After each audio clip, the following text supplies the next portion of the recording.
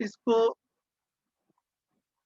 इस वाली अनुभूति को जो हाईलाइट किया है, केवल वृत्ति और मन के संयोग की स्थिति में मानव जीवन में निद्रा अथवा स्वप्न का कार्य ही संपादित होता है। तो इसको सिंपल टर्म्स में जब मैं देखता हूँ ना दीदी, तो मेरे को ऐसा लगता है कि मतलब वो इशारा क्या कर रहे हैं या ध्यानाकर्षण क्या हो रहा है कि जब जीवन और शरीर, जैसे अभी हम जागे हुए हैं, हम एक दूसरे से बात कर रहे हैं, हम तो नहीं निद्रा वाली स्थिति में तो नहीं है ना, हम अभी एटलीस्ट जागे हुए वाली स्थिति में है। जागृत होना एक अलग चीज है और जागे होना एक अलग चीज है। तो जागृत होना और जागे होना ये दोनों अलग अलग स्थितियां हैं। तो इस भाषा के साथ में चलते हैं। तो जब जागे होने में काम हो रहा होता है तो उसमें ना शरीर का भी एक रोल रहता है ना? मैं जैसे अभी मीटिंग में आना है तो पहले लंच कर लिया, टाइम देखा, चेयर पे आके बैठ गए, मीटिंग ऑन की, ये सारा का सारा काम जो है ये शरीर से हो रहा है। ठीक। और जब जीवन शरीर को छोड़ देता है तो जीवन जो है शरीर जो है वो मृतक वाली, डेड बॉडी वाली स्थिति में आ जाता है। अभी यहाँ पर एक इशारा करें कि एक स्थिति ऐसी भी हो सकती है कि जीवन कार्यशील है लेकिन अभी वो शरीर के साथ में कुछ नहीं कर रहा। तो मानव जब सोया रहता है, निद्रा वाली स्थिति में है, वो ऐसी स्थिति है कि शरीर शांत है, शरीर का कोई रोल नहीं है, लेकिन जीवन तो फिर भी जो है वो अभी वो तो निरंतर वाली चीज है। तो मन है तो निरंतर है, 24/7। विचार है तो निरंतर है। तो मन और वृत्ति और मन के संयोग में, इससे पहले जो इंपॉर्टेंट शब्द है वो है केवल, है ना? केवल वृत्ति और मन के संयोग में, मतलब ये जीवन के दो कंपोनेंट्स हैं, फैकल्टीज हैं, इनके संयोग में जब कुछ होगा, मतलब शरीर का रोल नहीं है, ऐसा मैं इसमें इंटरप्रिटेशन ले रहा हूँ।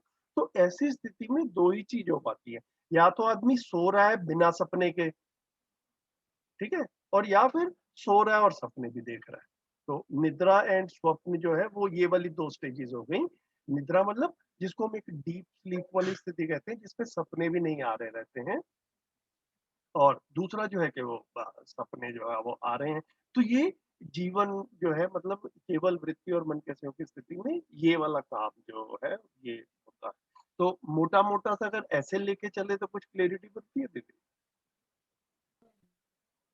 मैं एक्चुअली पूछ रही थी कि जैसे वृत्ति होता है तो इसमें जैसे प्रिय हित लाभ ध्यान, मतलब हम क्यों कर रहे हैं, कोई मतलब मन तो जैसे चयन कर रहा है, तो हाँ किसी जी। थॉट्स का चयन हो रहा है स्वप्न में, मगर हम्म। उसमें फिर चित्त क्यों नहीं इन्वॉल्व है, मतलब चित्त भी तो चित्रण है ना, तो हमारे चित्रण रहते हैं वही हमारे ड्रीम्स में आते हैं। हाँ नहीं ठीक है, तो तो उसको भी आप मान लें, कोई मतलब ऐसा मेरे को उसमें बड़ा पॉइंट नहीं लग रहा, मतलब मैंने इतना डीपली नहीं सोचा कि चित्त है या नहीं है। होगा वो चित्त का भी जितना एक चित्रण वाले फैकल्टी का जो रोल है ना, मतलब चित्रण क्रिया का जो रोल है वो भी ठीक है, मतलब उसको भी इंक्लूड कर सकते हैं। मतलब लिखा नहीं है लेकिन मैं सोच रहा हूँ तो मेरे को लग रहा है हाँ, उसको इंक्लूड करने में भी कहीं पे ऐसा नहीं है कि कुछ मतलब एक्सप्लेनेशन गलत हो जाएगी या अनुभूति गलत हो जाएगी। कह सकते हैं, चित्रण भी कह सकते और जो नेक्स्ट लाइन है ये तो बहुत इंटरेस्टिंग है, मतलब जो ड्रीम एनालिसिस लोग करते हैं ना, तो उसके हैं। लिए कार्य व्यवहार में प्रमाणित न होने वाली कल्पनाएं स्वप्न हाँ है, तो ये बहुत इंटरेस्टिंग है। बिल्कुल बिल्कुल, है ना? तो मतलब कुछ जीवन में तो चल ही रहा है, लेकिन क्योंकि शरीर सोया हुआ है तो उसका कोई प्रैक्टिकल इम्प्लीमेंटेशन नहीं होता है ना। तो नहीं तो अदरवाइज हम कुछ सोचते हैं जागी हुई स्थिति में, मन और वृत्ति में कुछ आ रहा है तो उसको कुछ कार्य व्यवहार में भी लेकर आते हैं। सपने में वो सिर्फ मन और वृत्ति तक ही रहता है, वो कार्य व्यवहार में नहीं कन्वर्ट हो पाता। और मतलब ऐसे जो है वो थोड़ा सा सोचे तो शायद ऐसा लगे कि डे ड्रीमिंग वाली चीज भी इसमें इंक्लूड हो जाती है। तो ठीक है, ठीक है। जी भाई। कितने साथी साथ साथ काफी लोग आ गए अभी, सभी को नमस्कार। नमस्ते भैया। नमस्ते नमस्ते नमस्ते नमस्ते भैया। नमस्ते नमस्ते जी। ठीक है, तो आप लोगों का वेट कर रहे थे, थोड़ा सवाल थे मैं शिल्पा दीदी का, तो थोड़ी बात भी हो गई। और अभी जो है हमने जहाँ पर छोड़ा था वहां से आगे शुरू करते हैं, अनलेस आपका कोई और किसी का कोई पेंडिंग पॉइंट हो तो उसमें भी बात कर सकते हैं।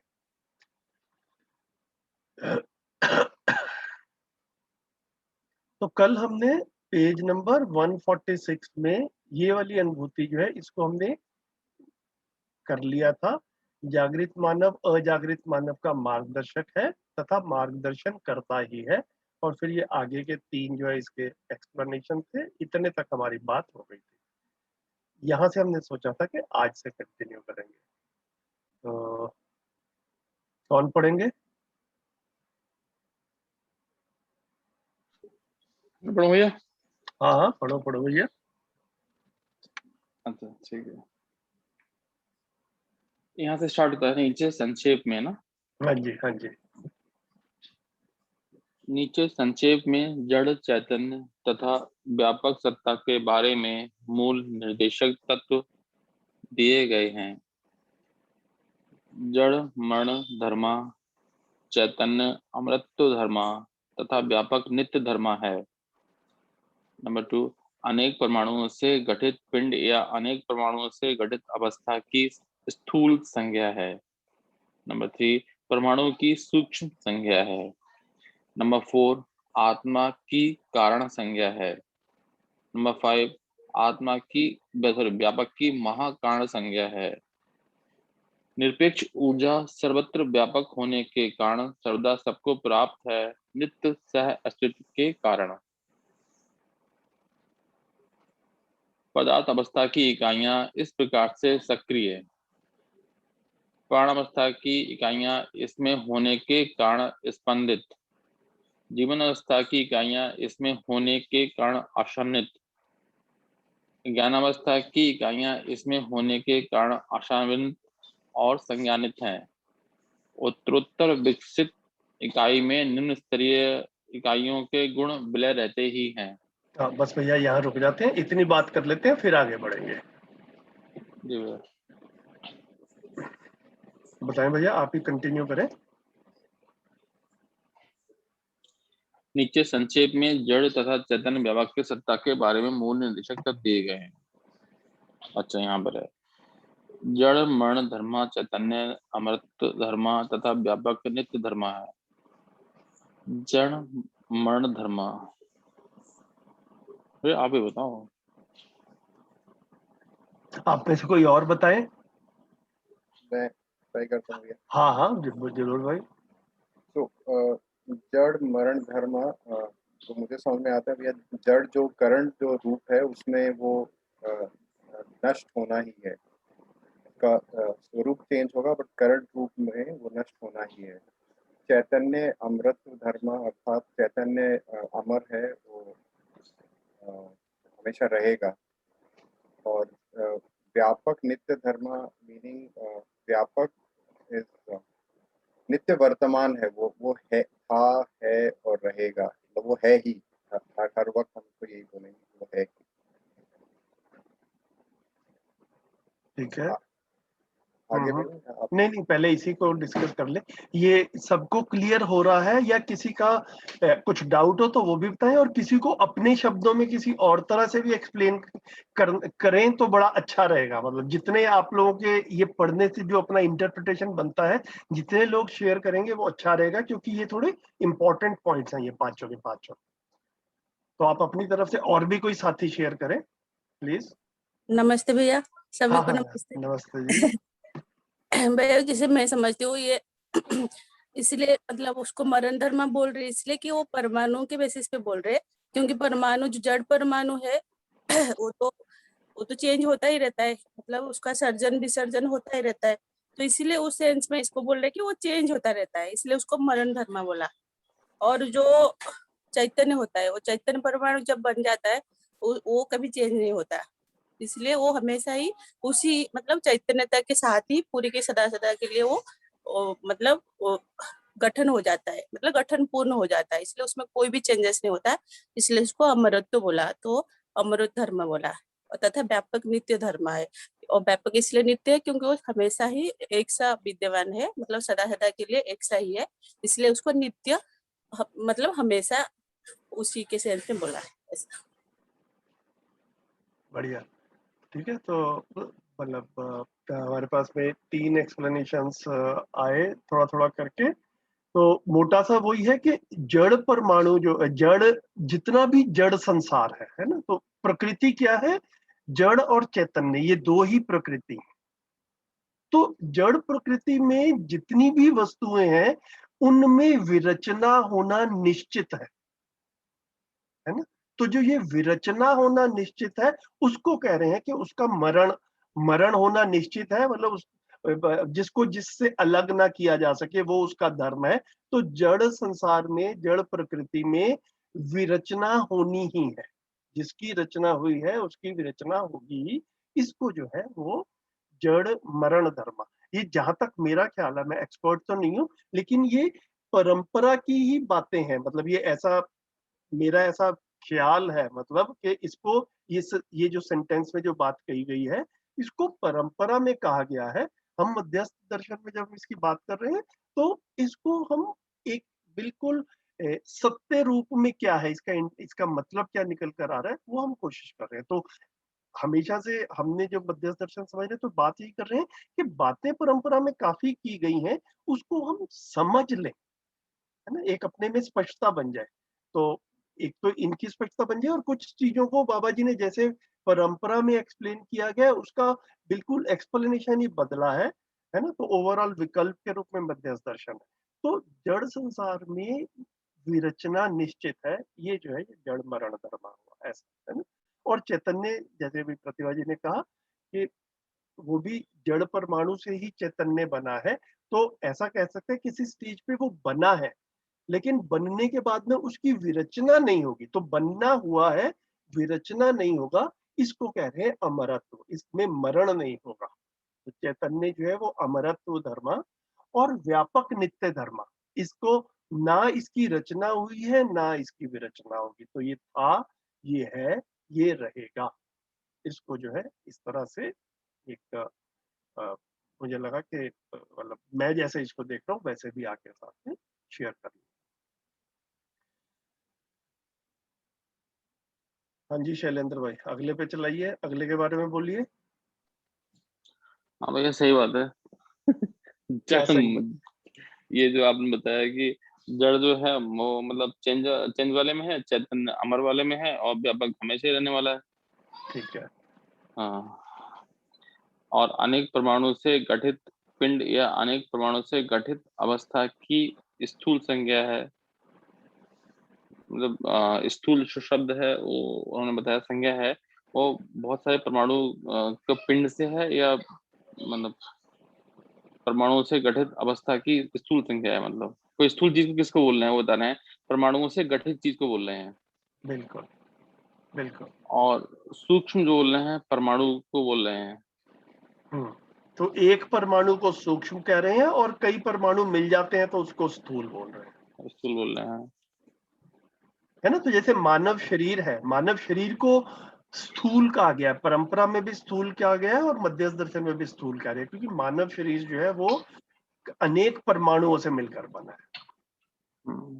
है ना। तो स्थूल जो है वो जितना भी जड़ संसार है वो सारा का सारा मोटा मोटा सा देखे तो वो स्थूल में ही आ जाता है, क्योंकि सारा जड़ संसार बाय डेफिनेशन परमाणुओं से ही बना है ना। तो ठीक है। और इस तरीके से हमारे जीवन में जो कुछ हो रहा है उसका कारण जो है वो मतलब आत्मा है। मतलब तो आत्मा इन तीनों होने को से हम इकट्ठे शरीर इन में। तीन। हाँ जी। भैया एक क्वेश्चन था मेरा। बताएं बताएं जी। जो परमाणु की सूक्ष्म संज्ञा है, मतलब ये सिर्फ चैतन्य परमाणु हुआ क्या? मतलब क्योंकि स्थूल में तो मतलब परमाणु से गठित ही बनता है सब कुछ, मतलब जो हमारा फिजिकल वर्ल्ड है। तो सूक्ष्म मतलब चैतन्य इकाई से हुआ जो जीवन परमाणु है। एक्चुअल में ना ये थोड़ा सा मैं भी अपनी स्पष्टता बना रहा हूँ, लेकिन मध्यस्थ दर्शन में जहां तक मेरा ख्याल है कहीं पे कुछ ऐसी भी बात हुई है कि हर परमाणु को भी सूक्ष्म कहा गया है। ठीक है, तो मैं थोड़ा सा इसको दोबारा से वेरीफाई करूंगा। मतलब चैतन्य को तो सूक्ष्म कहा ही गया है, इसमें तो कोई डाउट वाली बात नहीं है। जड़ परमाणु के स्तर पर, जड़ के स्तर पर भी परमाणु के लेवल पे जब हम पहुंच जाते हैं तो उसको सूक्ष्म जो है वो कह रहे हैं। ठीक है, क्योंकि मतलब मेरा ध्यान उस तरफ ऐसे जाता है कि जैसे हम कहते हैं कि चैतन्य परमाणु सदा क्रियाशील रहता है, उस तरह से अगर हम देखें तो जड़ परमाणु भी हमेशा क्रियाशील रहता है ना। उसमें भी एक न्यूक्लियस है और उसके पास, उसके आसपास जितने भी उसके ऑर्बिट्स हैं, depending on which atom it is, तो वो उन ऑर्बिट्स में इलेक्ट्रॉन्स जो हैं वो घूमते ही रहते हैं, ठीक है। तो वो भी हमेशा क्रियाशील है।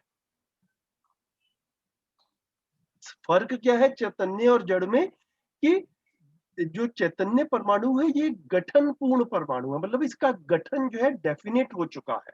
इसमें अब वो ऑर्बिट में जो है वो 2, 8, 18, 32 करके 4 ऑर्बिट्स में इसका कंपोजिशन जो है ये एक निश्चित कंपोजिशन है। इसमें कम ज्यादा कभी नहीं होगा इलेक्ट्रॉन्स की संख्या में या परमाणु अंशों की संख्या में।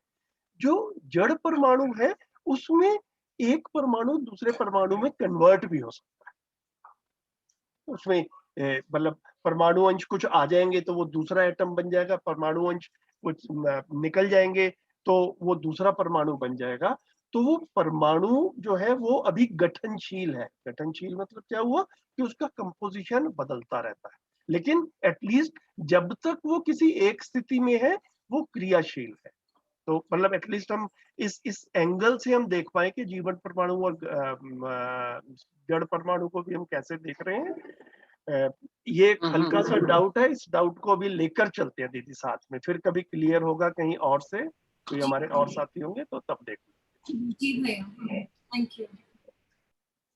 भैया मैं यहाँ पर जैसे मैं ऐसा सोच रहा था कि जैसे परमाणु सूक्ष्म संज्ञा है, तो दीदी ने पूछा था कि परमाणु चैतन्य को बोल रहे हैं, किसको बोल रहे हैं। मेरे को यहाँ एक मोटा बात लगा कि हम लोग यहाँ सब जीवन की बात कर रहे हैं, तो जीवन परमाणु की बात कर रहे हैं यहाँ पर। टोटल ये जो सिलेबस है पूरा का पूरा सब कुछ जीवन के बारे में है। नहीं नहीं, जड़ की भी बात हो तो रही है भैया, जैसे अभी इससे पहले ये सेकंड वाला पॉइंट था, इसमें तो जड़ की ही बात हो रही है सारी, है ना। मतलब तो और इस पहले वाले में भी जड़ चैतन्य व्यापक तीनों की बात हुई है। तो जब हम परमाणु की बात करें तो सिर्फ जीवन की कर रहे हैं, जीवन और जड़, जीवन परमाणु और जो अपना जड़ परमाणु जो है पदार्थ अवस्था वाले, उनकी बात कर रहे हैं। ये थोड़ा सा और देख लेंगे, मतलब मैं यही कह रहा हूँ कि मैं भी पूरा क्लियर नहीं हूँ इस पे। हाँ ये भी सही बात है भैया। कारण और महाकारण को एक बार आप दोबारा से हाँ बताना। करते हैं, अभी इनको इकट्ठा ही करेंगे, तो ये तीनों को ना इकट्ठा डिस्क्रिप्शन होगा साथ में चलते हुए।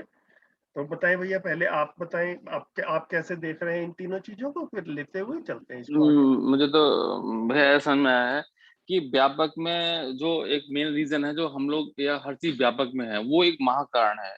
और एक जो जो कोई बॉडी है, स्थूल है, शरीर है, उसके अंदर एक आत्मा है। उसके उसके रीजन से, होने से ये सारे काम होते हैं, कुछ भी जो हो रहा है। ओके।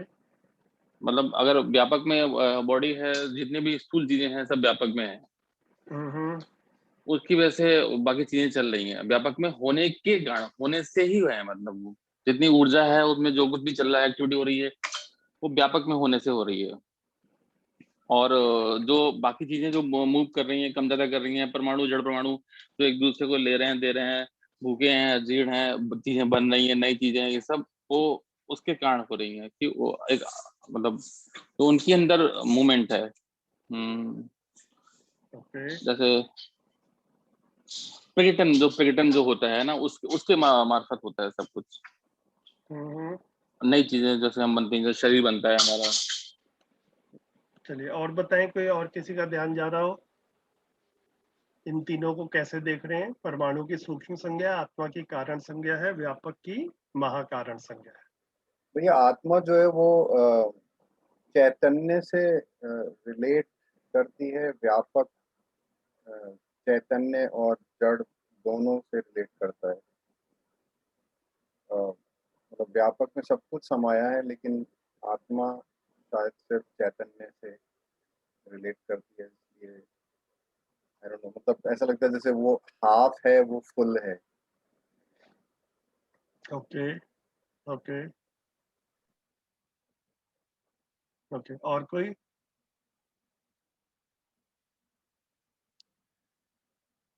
तो ठीक है, मैं जैसे हाँ जी बताएं दीदी। नहीं आप बताइए। नहीं आप बताइए, आप कुछ कह रहे थे ना, कंटिन्यू कीजिए। नहीं मैं कहती हूँ मतलब आत्मा वो चैतन्य इकाई का कारण है, मतलब क्योंकि वो मध्यांश में है तो वो उसका कारण है, और जो महाकारण तो व्यापक ही है क्योंकि सब कुछ व्यापक में है, तो इसलिए सब कुछ महाकारण में ही है, मतलब जो भी कारण है वो भी महाकारण में ही है। ठीक है, तो एक ना ये कारण शब्द जो है ये पहले भी आया था, मैं पहले चैप्टर 6 में मैंने अभी इसको ट्रेस किया है, तो मैं वो पेज लेके आता हूँ, तो वहां पर देख लेते हैं कि इसको कारण को तब कैसे रखा गया था। ये कर्म एवं फल करके हमारा जो चैप्टर था, तो यहाँ लिखा था प्रत्येक कर्म में कर्ता उद्देश्य कारण, ये कारण शब्द आ गया यहाँ पर, प्रभाव और फल इंक्लूडेड है। ठीक है, तो कर्ता जो है हो गया, फिर कर्म भी हो गया, फिर कारण क्या कह रहे हैं, प्रत्येक सूक्ष्म क्रिया अर्थात विचार के उद्गम के लिए प्रमुख स्पंदन स्पंदन ही समझदारी है। समझदारी का मूल स्पंदन सह अस्तित्व है। क्रिया की पृष्ठभूमि विचार है, क्रिया की पृष्ठभूमि कारण है, यही संस्कार का प्रमाण है। ठीक है, तो यहाँ पर अब कारण शब्द को एक तरीके से डिस्क्राइब किया है। इसको लेते हुए हम जो अभी बात कर रहे थे, तो अभी ना ये 4 शब्द जो है ये बड़ी बड़ी अच्छी हायरार्की में बनते हैं। हाँ, कारण तो स्थूल जो है बिल्कुल जड़ संसार, जो जैसे हमारा शरीर हो गया, इसको स्थूल कह रहे हैं। अब शरीर को चलाने के लिए जैसे विचार हैं, इवन भ्रमित मानव भी इतना तो देख ही पाता है कि हाँ मेरे विचार रहते हैं, है ना। मैं कुछ सिलेक्शन करता हूँ, मैं कुछ टेस्टिंग करता हूँ, मेरे कुछ चित्रण है लक्ष्य के रूप में, वैसे तो इतना जो है वो उसके अनुसार उनसे ड्रिवन होता है मेरा शरीर। तो ये दिखते नहीं है विचार, लेकिन विचार ही शरीर को चलाते हैं। तो विचार जो है उस हिसाब से परंपरा में भी और मध्यस्थ दर्शन में भी कुछ कुछ जो है स्थूल, सूक्ष्म, कारण और महाकारण, ऐसे करके एक कैटेगराइजेशन या हायरार्की बनाया। तो अभी जैसे गुरलीन दीदी भी पूछी, तो गुरलीन दीदी ये आपके प्रश्न का भी उत्तर आ रहा है साथ में कि ये सूक्ष्म कारण और महाकारण किसको कह रहे हैं। तो जीवन क्रिया में जो 4.5 क्रिया तक है, या आशा विचार इच्छा तक है, या मन वृत्ति चित्त तक है, इसको जो है सूक्ष्म कह रहे हैं यहाँ पर। ठीक है, तो ये वाला पार्ट जो है जीवन का, ये शरीर को चलाता है, भ्रमित अवस्था में भी चलाता है। अब यहाँ पर कारण को लिंक कर रहे हैं कि विचार के पीछे क्या है, तो विचार के पीछे समझदारी है या संस्कार है ना। तो संस्कार होगा या मान्यता होगी, तो भ्रमित अवस्था में मान्यता होगी, नहीं तो जितना हम समझदारी की जब हम बात करते हैं तो संस्कार से गवर्न्ड है। ठीक है, तो सूक्ष्म के पीछे ये जो कारण है, बुद्धि और आत्मा वाला पार्ट जो है, इसको कारण बोला गया है। तो मन वृत्ति चित्त इसको सूक्ष्म कह रहे हैं, और मन वृत्ति चित्त को भी के भी बैकग्राउंड में देखें, इसको भी चलाने के लिए देखें, तो जो इफेक्टिव एंटिटी है वो कारण है, वो बुद्धि और आत्मा है, वो संस्कार है, वो समझदारी है। ठीक है, तो शरीर को स्थूल बोला, आशा विचार इच्छा या मन वृत्ति चित्त को जो है वो कारण बोला, और कारण नहीं सॉरी सूक्ष्म बोला, और फिर बुद्धि और आत्मा उसको कारण बोला। तो कई बार सिंपल भाषा में ऐसी लैंग्वेज बन जाती है कि आत्मा को कारण कह रहे हैं, लेकिन अगर हम डिटेल में अपने में एक स्थिर लेके चलें कि बुद्धि और आत्मा जो है वो उसको मिला जुला कर, क्योंकि वो जो है वो वहीं पर ही सारा संस्कार वाला पार्ट है ना। आत्मा जो है वो सहअस्तित्व में अनुभूत होती है और बुद्धि में बोध होता है। संस्कार सारे जो है वो सच्चाइयां जो है वो एक एक करके बुद्धि में ही आती हैं, और किसी एक स्टेज पर जाकर अनुभव पूर्ण होता है। तो बुद्धि और आत्मा, इसको कारण बोला। ठीक है, और फिर व्यापक जो है उसको महाकारक बोला कि अस्तित्व में हर इकाई क्रियाशील है, और वो क्रियाशील है, वो क्रियाशील कैसे है या क्यों है, तो महाकारण जो है वो व्यापक के कारण ही क्रियाशील है। ठीक है, इसको जो है ये मेरे को लगता है कि अपने में शोध का मुद्दा रहेगा, सबकी अपनी अपनी जर्नी रहेगी, अपनी अपनी स्पीड से रहेगा कि इसको व्यापक को जो है जैसे परंपरा में ना ईश्वर ईश्वर शब्द जो यूज किया गया यहाँ पर मध्यस्थ दर्शन में, व्यापक को ही ईश्वर या परमात्मा बोला गया। तो एक बार मैं इनका मनोविज्ञान का नहीं, मनोविज्ञान का नहीं था शायद, कोई और सत्र था साधन भैया का, तो उन्होंने बड़े अच्छे से इसको बताया था, कोई स्पेशल सेशन था, शायद आप में से किसी ने सुना भी हो। तो उन्होंने कहा कि परंपरा में ना ईश्वर को कर्ता पद में रखा गया है, तो ईश्वर ही करता है। तो साधन भैया ने ना इसको हमने जो स्कूल में हिंदी या संस्कृत में ना कुछ रूप पढ़े थे, आप लोगों को किसी को याद है जब हम जैसे देव शब्द के रूप पढ़ते थे संस्कृत में, तो उसमें होता था कर्ता ने, कर्म को, कर्ण से, ऐसे करके आठ आठ उसकी विभक्तियां या 8 रूप होते थे। किसी को याद है आप में से? ऐसे वेगली याद आ रहा है, संस्कृत में होता था। संस्कृत में होता था। तो इसको जो है ना, जैसे राम ने रावण को तलवार से मारा, ठीक है, तो जो कर्म कर रहा है उसको बोलते हैं कर्ता। तो राम ने मतलब राम कर्ता हो गया।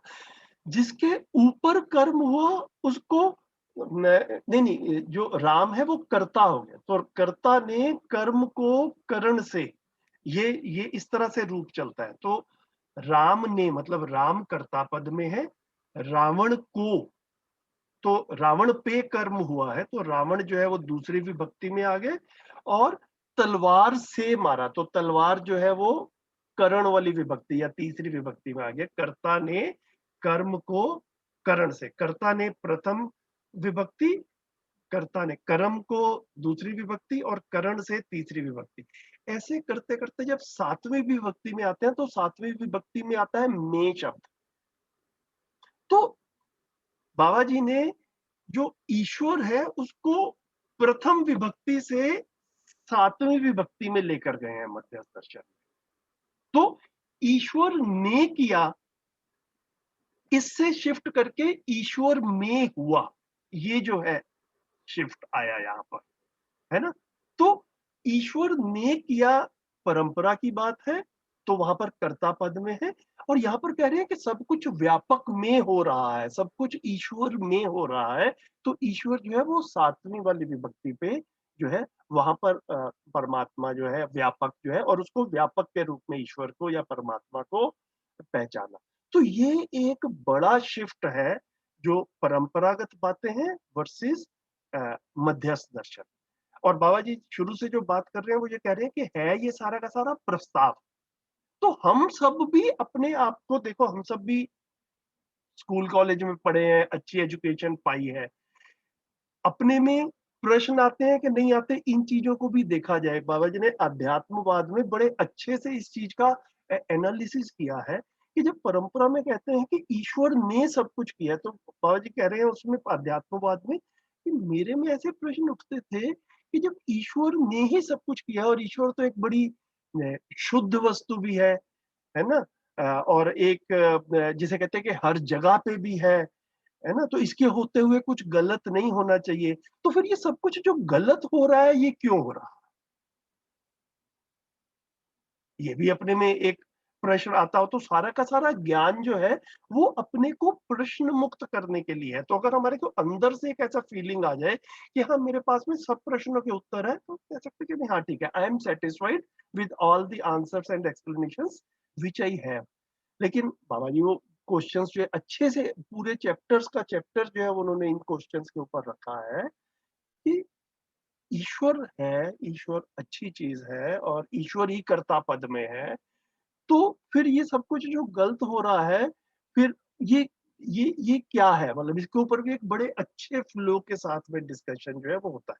तो यहाँ पर बाबा जी कह रहे हैं कि मेरे को जो सॉल्यूशन मिलता है जिससे मैं संतुष्ट हुआ कि ईश्वर करता नहीं है, ईश्वर में सब क्रियाएं हो रही है ना, सब क्रियाएं व्यापक में हो रही हैं।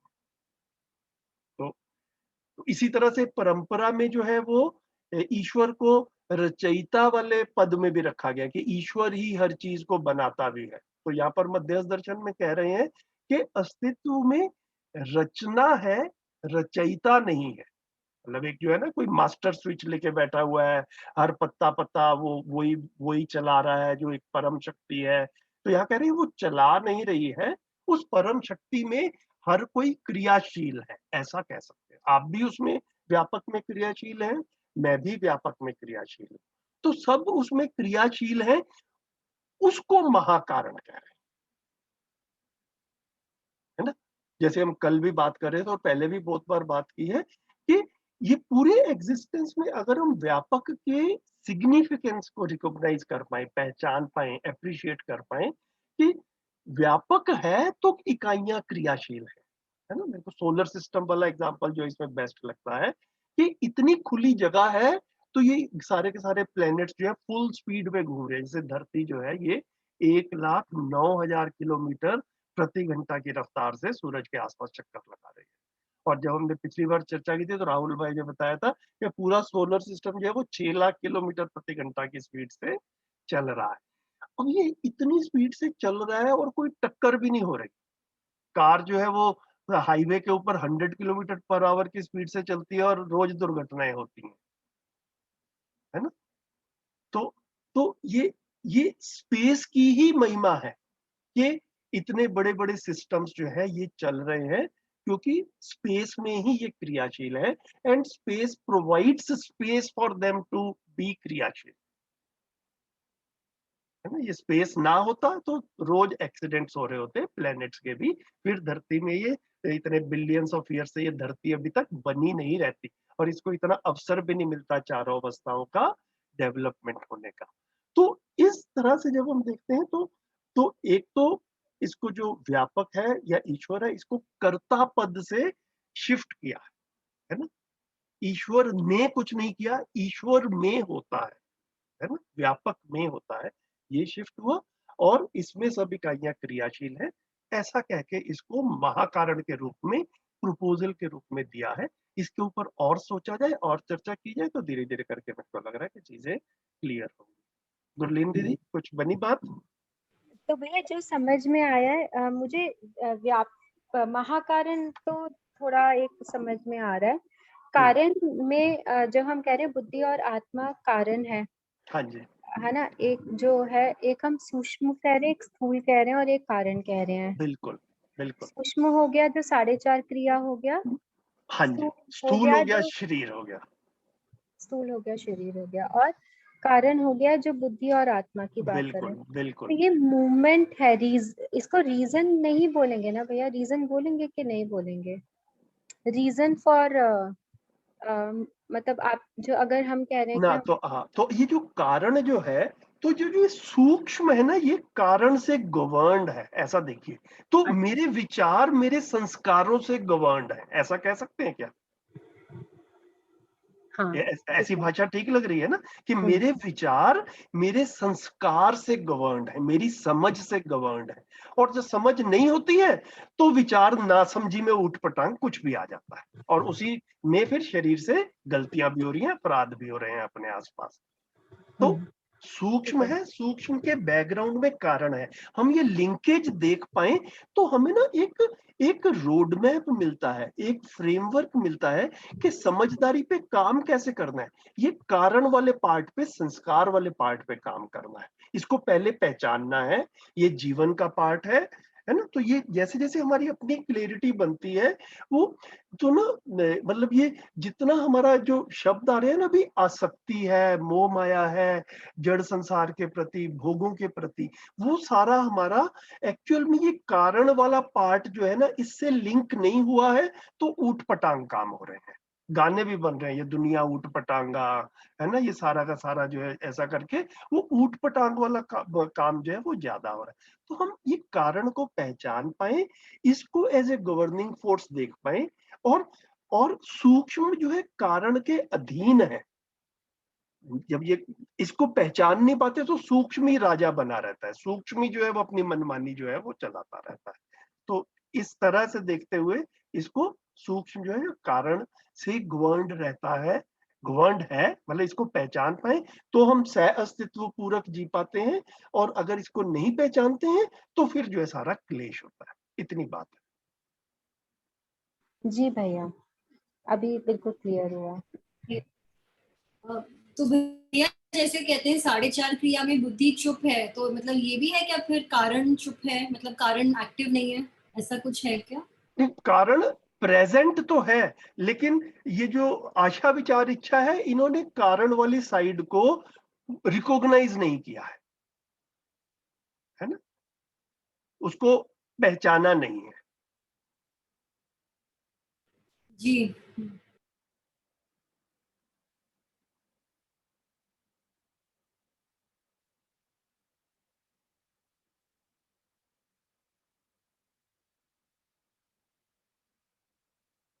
ठीक ठीक लग रहा है? कुछ और भी कहीं से प्रश्न बन रहा हो तो मतलब लेते हुए चलते हैं उसको। नहीं ठीक है भैया, मतलब वही है जैसे कहते हैं बुद्धि चुप है, तो मतलब 4.5 क्रिया में तो ऐसे ही कारण में मतलब वही रिकग्निशन नहीं है, विचार आशा इच्छा में ही है सब कुछ। ठीक है।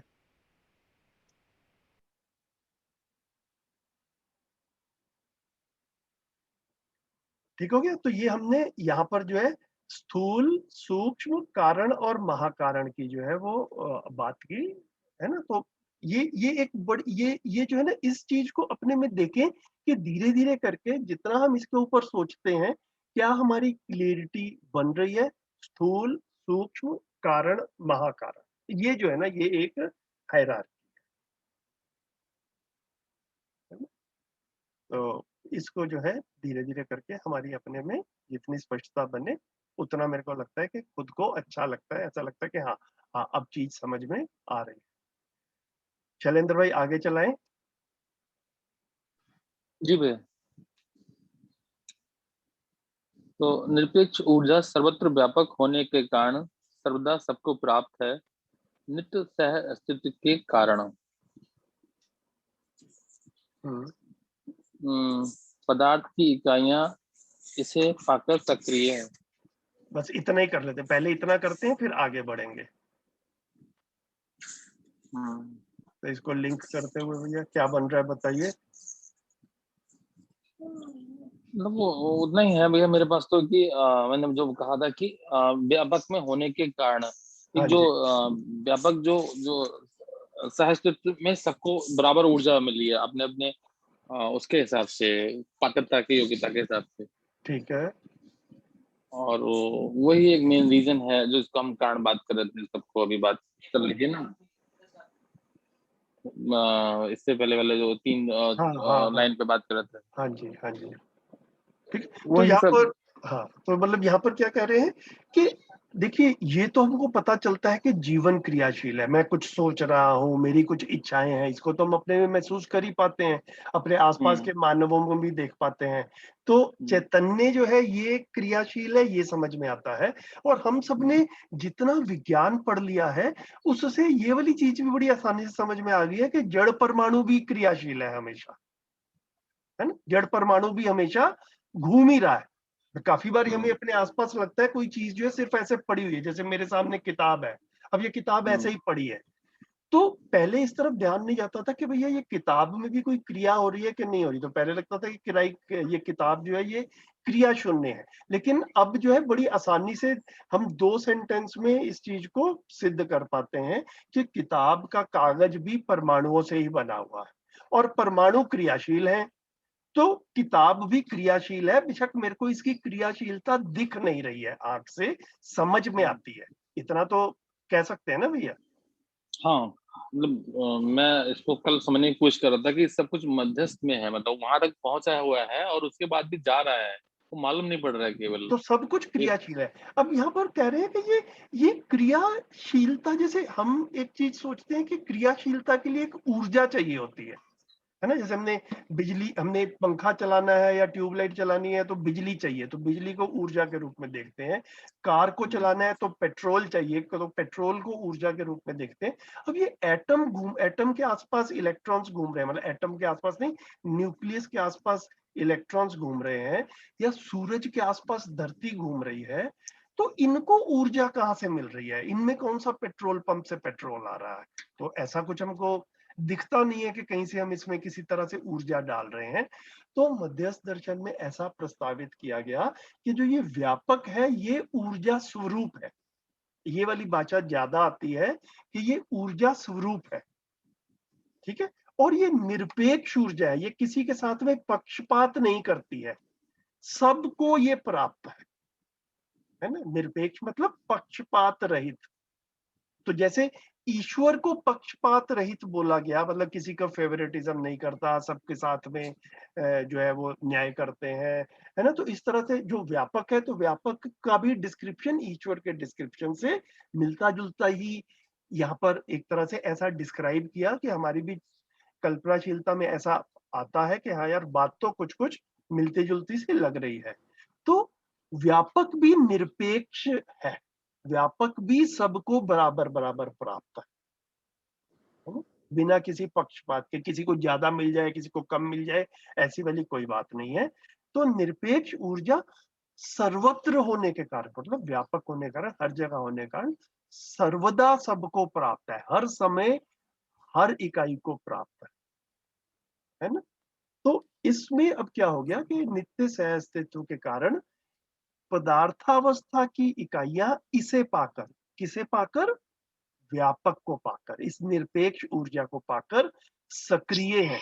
तो एक तरह से एक लिंक बैठाया, एक प्रस्ताव दिया कि जो एटम है वो सक्रिय है इस व्यापक से, तो व्यापक को निरपेक्ष ऊर्जा के रूप में रखा गया और उसको याद किया कि पदार्थावस्था की इकाइयां, मतलब सारा जड़ संसार जो है की इकाइयां इसे व्यापक को पाकर सक्रिय है, एक्टिवेटेड है, दे आर एक्टिवेटेड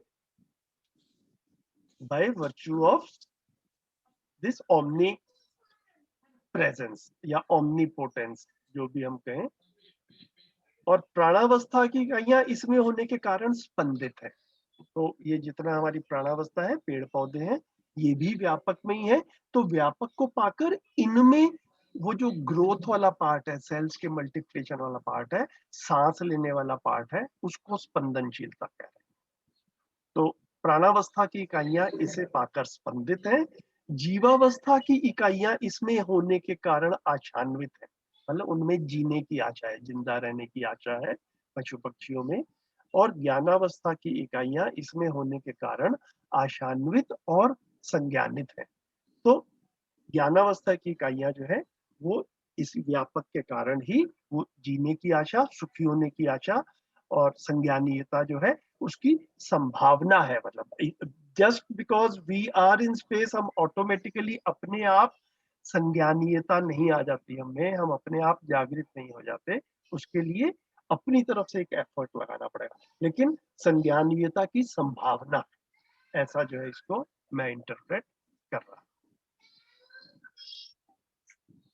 हाँ भैया, ये बहुत सुंदर लग रहा है। मतलब ये चारों लाइन जो है ना, प्राणावस्था की इकाइयां इसे पाकर मतलब सक्रिय हैं, मतलब पदार्थावस्था की, सॉरी, तो पदार्थावस्था में मतलब जो है वो पत्थर बन रहा है, तो कैसे बन रहा है, वो उसको एक्टिव है, वहां पर जो इकाइयां है वहां से वो जो कुछ भी बन रहा है, पत्थर, मिट्टी वगैरह वगैरह। और प्राणावस्था में जो भी है मतलब स्पंदन के कारण मतलब ये सब ग्रोथ हो रहा है, जितना भी है, मतलब सांस लेने का काम बढ़ गया, मतलब यहाँ से यहाँ तक आ गया। फिर वो जीवन अवस्था में इकाइयां इसमें मतलब वो उस ऊर्जा से आशा पैदा होती है, जीने की आशा, बाकी चीजों की आशा। और इस आशा पैदा होने से या ज्ञानावस्था में पहुंचते हैं तो वो वहां पर मतलब संज्ञानशीलता भी पैदा होती है। आशा के साथ साथ ज्ञानावस्था में संज्ञानित होता है। मतलब तो चारों लाइन जो है बहुत सुंदर है, बहुत सीरीज में है, एकदम परफेक्ट। तो बढ़िया भाषा है जैसे आप कह रहे हैं, यस, काफी पोइटिक सा भी लगता है। सिर्फ ये है कि यहाँ पर जो आशान्वित है ये जिंदा रहने की आशा है, और यहाँ पर जो आशान्वित है ये सुखी होने की आशा है। और सुखी होने की आशा जो है वो एक्चुअल में सिर्फ समाधान ही सुख है। तो समाधानित होके ही आदमी जो है वो, मानव जो है वो सुखी हो सकता है, संज्ञानित होकर ही सुखी हो सकता है। तो वो आशा जो है वो व्यापक में होने के कारण ही चैतन्य जो है, जीवावस्था और ज्ञानावस्था में अब चैतन्य भी आ गया, तो ये जो है चैतन्य में आशा वाला पार्ट जो है वो आ गया, ऐसा जो है वो कह रहे हैं। जी ठीक है, इतनी बात में किसी को लग रहा हो कुछ के, इसमें साथ में ये वाला पॉइंट जो है ये ऑटोमेटिकली वैसे तो अपने आप से ही क्लियर है कि उत्तर मतलब जैसे जैसे हम एडवांस कर रहे हैं, आगे बढ़ रहे हैं, उत्तरोत्तर विकसित इकाई में निम्न स्तरीय इकाइयों के गुण विलय रहते ही हैं। तो जैसे प्राणावस्था में पदार्थावस्था वाला जो पार्ट है वो है ही, तो इसमें सांस लेना तो शुरू हो गया, लेकिन एक्टिविटी जो सक्रियता थी परमाणु की वो अभी भी बनी हुई है। ठीक है, यहाँ पर जीवावस्था में आके जो जीने की आशा है, साथ साथ सांस लेना और साथ साथ परमाणुओं की एक्टिविटी वो तो बना ही हुआ है। और यहाँ पर सुखी होने की आशा और है ना, ये जो है ये है, लेकिन साथ में जिंदा रहने की आशा, साथ में सांस लेना, साथ में परमाणुओं में एक्टिविटी, ये बनी ही हुई है। तो एडवांस्ड इकाई में जो उससे पहले वाली इकाइयां थी उसका जो गुण है वो इंक्लूडेड है, विलय है ना, मिला हुआ है, ऐसा कह रहे हैं। मेरे को ऐसा याद आ रहा है कि जो विकसित इकाई है, मतलब जो टॉप मोस्ट इकाई होता है ना विकसित, तो उसमें ये सब चीजें रहती हैं। मतलब मैं ऐसे वहां पर समझ पा रहा हूँ कि गुरु में लघु रहता ही रहता है। हाँ बिल्कुल बिल्कुल ठीक है, बिल्कुल ठीक है। ठीक है, बढ़िया हो गया, यहाँ तक की बात हो गई। किसी के कुछ हो तो पॉइंट्स बताएं, कुछ और अगर बात करनी है, नहीं तो किसी और साथी से रिक्वेस्ट करेंगे कि अगले अनुभूति से पढ़ना शुरू करें और डिस्कस कर लेंगे। कौन पढ़ेंगे? राहुल भाई आज तो ड्राइव नहीं कर रहे?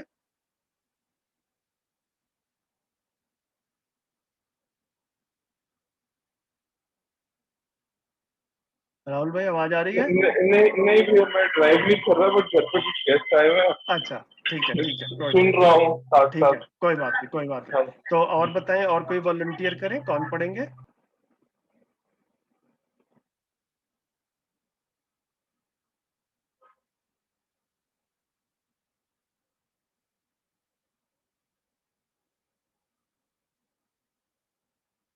बताइए बताइए, आप ही में से कोई पढ़ेगा?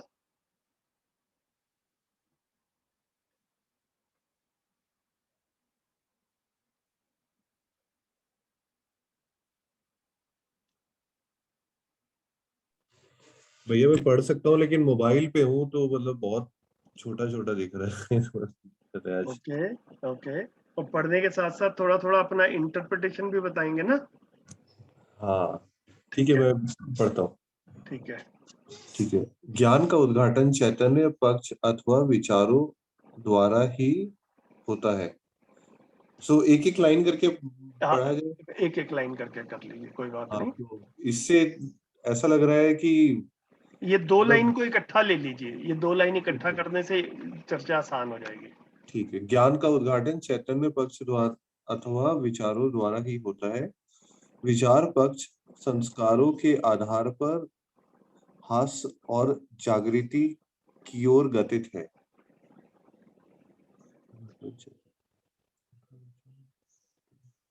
तो वही इसमें तो मुझे ऐसा लग रहा है कि चैतन्य और चीजों को सोच के और विचार से ही ज्ञान अर्जित होता है। मतलब ऐसा ऐसा पढ़ के कुछ समझ में आ रहा है। और विचार पक्ष संस्कारों के,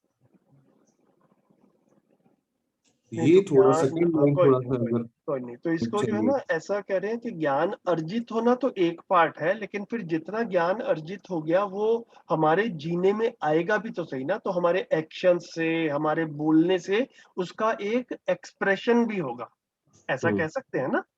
हाँ मैं हाँ कितना बिल्कुल। ज्ञानी हूं ये मेरे कार्य व्यवहार से या मेरी बोलने से ही पता चलेगा, है ना, हाँ मेरे जी। आचरण से पता चलेगा। तो ज्ञान का उद्घाटन मतलब मेरे अंदर से जो ज्ञान का एक एक्सप्रेशन जो है, प्रकाशन जो है, जो दूसरों को दिखेगा कि मैं कितना ज्ञानी हूं, वो चैतन्य पक्ष अथवा विचारों द्वारा ही होता है। तो मैं कितना ज्ञानी हूं ये इवेंचुअली मेरे थॉट्स और फिर उन थॉट्स के बेसिस के ऊपर ही मेरे एक्शंस होंगे, तो उसी से ही जो है वो पता चलेगा। ज्ञान का उद्घाटन जो है वो चैतन्य पक्ष अथवा विचारों द्वारा ही होता है, ये पहली लाइन में ऐसा कह रहे हैं। और फिर दूसरी जो है विचार पक्ष क्या है? विचार पक्ष संस्कारों के आधार पर ह्रास, और की जगह यहाँ पर हम अथवा कह देंगे तो ज्यादा ठीक रहेगा, संस्कारों के आधार पर डिटीरिएशन की तरफ या जागृति की तरफ बढ़ रहा है। गतित है मतलब जा रहा है। तो मतलब जैसे संस्कार जो जिसको हम कारण क्रिया भी कह रहे थे, तो जितना कारण क्रिया का इफेक्टिवनेस रहेगा उतना वो विचार पक्ष के माध्यम से जागृति की ओर जाएगा, और अदरवाइज जो है वो उसकी इफेक्टिवनेस नहीं रहेगी, उसका अगर ध्यान नहीं रहेगा कारण क्रिया का, तो फिर डिटीरियरेशन की तरफ जाएगा, ह्रास की तरफ जाएगा। तो विचार पक्ष जो है वो संस्कारों के आधार पर ही या डिटीरियरेशन की तरफ जा रहा है या अवेकनिंग की तरफ, जागृति की तरफ जा रहा है। ऐसा जो है इन दो लाइनों को इकट्ठा देखने से हम इतना कह समझ में सकते आता हैं। है। ठीक लग रहा है? ठीक लग रहा है, बिल्कुल ठीक लग रहा है। ठीक है। दूसरी लाइन पे चलते हैं। हम्म, दूसरों के कष्ट, दुख, वेदना एवं संकट के प्रति मानव में संवेदना होती ही है, जो ज्ञानानुभूति की सक्षमता अथवा संभावना के कारण है। ओके, ज्ञान।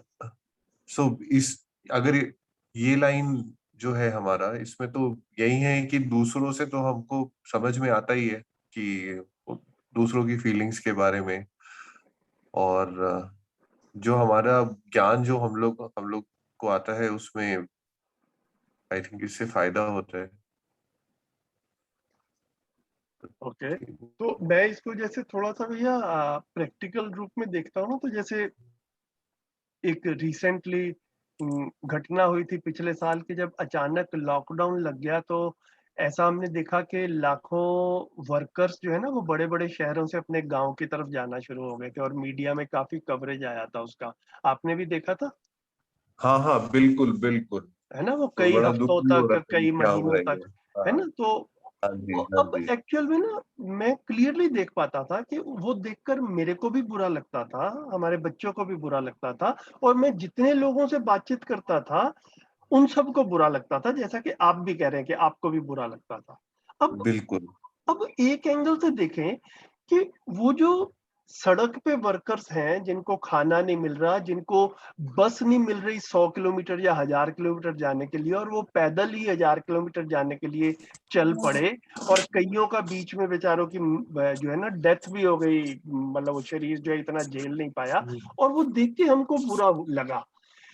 हमें अपने घर में कोई तकलीफ नहीं हो रही थी, हमारे घर में तो खाना बन ही रहा था, है ना, बिल्कुल। हम तो आराम कर ही रहे थे। तो हमें जो है हमें ये बुरा क्यों लग रहा था, ये एक सवाल जो है अपने में उठता है। जिसको और तकलीफ भैया हो रही है, जिसको तकलीफ हो रही है उसको बुरा लगे, ये तो समझ में आता है। मैं तो सिर्फ देख ही रहा हूं, मेरे को तो कोई तकलीफ भी हो रही है, हमें बुरा क्यों लग रहा है, इसको थोड़ा सा सोचा जाए।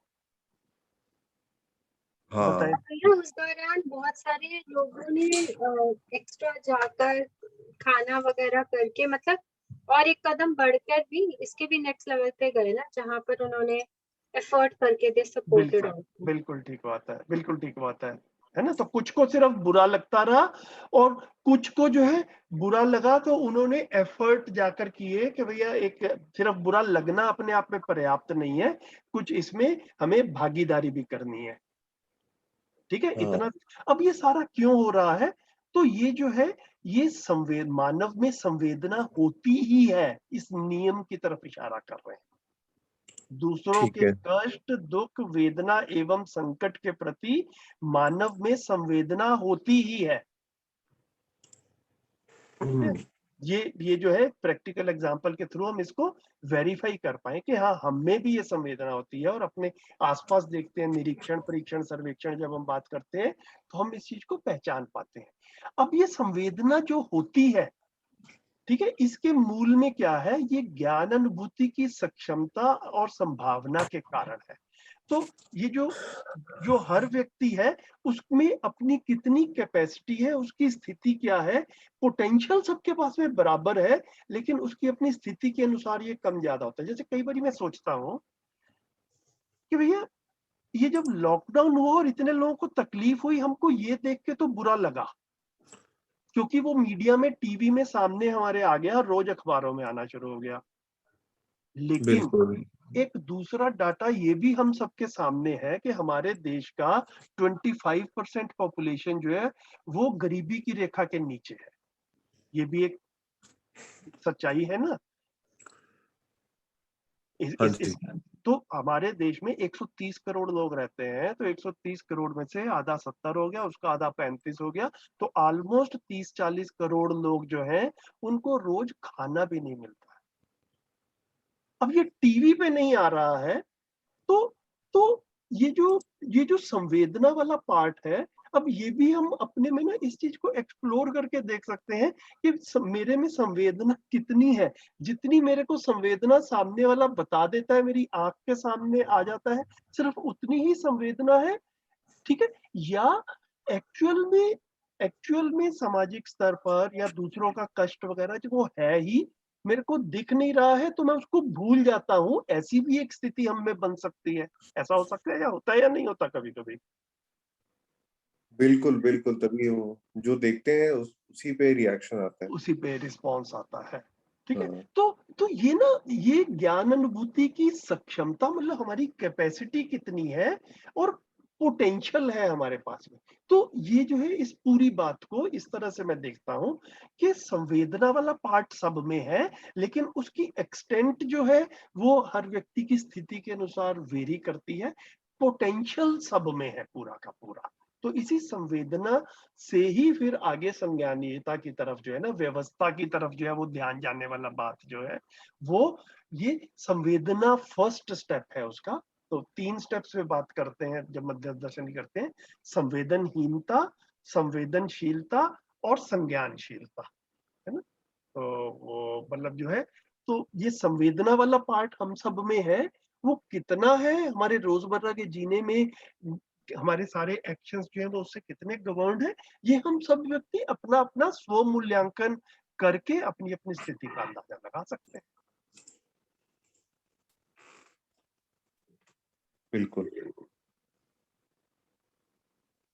ठीक हो गया? भैया तो हाँ जी, मैं कहता है जो संवेदना है तो हाँ वो जी, जीव में और मानव में दोनों में है, लेकिन मानव में इसके ऊपर का स्टेप है जो संज्ञानशीलता है। बिल्कुल बिल्कुल। वहां से उसके होने से ये ज्ञान ज्ञान शुरू होता है। हाँ, तो जीव में, जीवावस्था में जो है ना, जिसको हम व्यवस्था की बात करते हैं, न्याय धर्म सत्य में जब वो धर्म वाला पार्ट है, वो व्यवस्था वाला पार्ट है।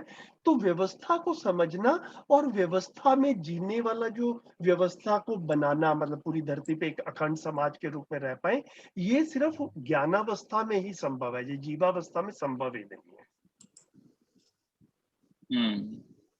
व्यवस्था वाला जो पार्ट है वो वहां पर जा रहा है, ज्ञान में जा रहा है। ज्ञानावस्था में ही जा रहा है, बिल्कुल, वो जीवावस्था में नहीं है। देखो, ठीक है, बाकी साथी भी बताएं, बात ठीक चल रही है? मतलब कहीं पे कुछ गैप लग रहा हो तो प्लीज साथ साथ बात करते चले।